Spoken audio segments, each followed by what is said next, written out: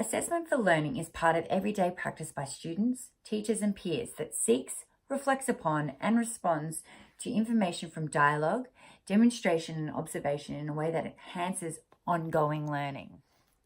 There are 3 types of assessment strategies: formative, summative and diagnostic. The goal for formative assessment is to monitor students' learning to provide ongoing feedback that can be used by teachers to improve their teaching and by students to improve their learning. More specifically, formative assessments help students identify their strengths and weaknesses and target areas that need work. And they help teaching faculty recognize where students are struggling and address problems immediately.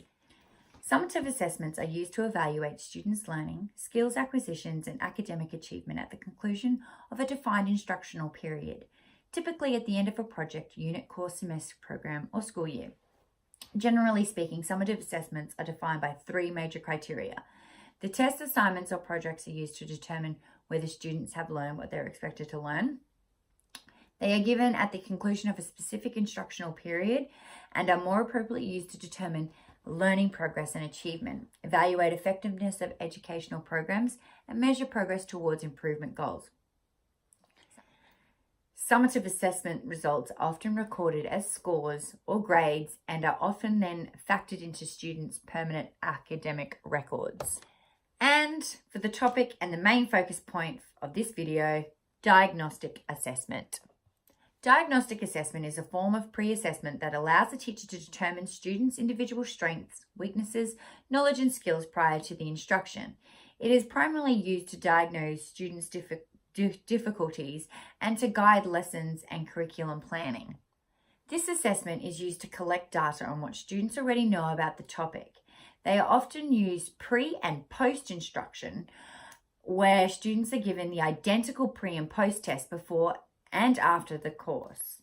This method allows teachers and students to chart their learning progress by comparing pre and post test results. Simply providing teachers with a diagnostic assessment in a short period of time will not boost students' learning. The diagnostic assessment has to be continually repeated in order to achieve positive outcomes.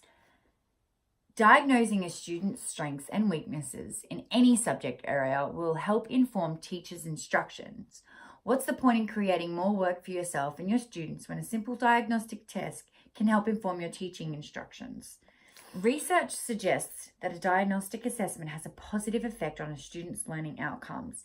It can also lead to specific intervention and more accurate grouping. Thank you.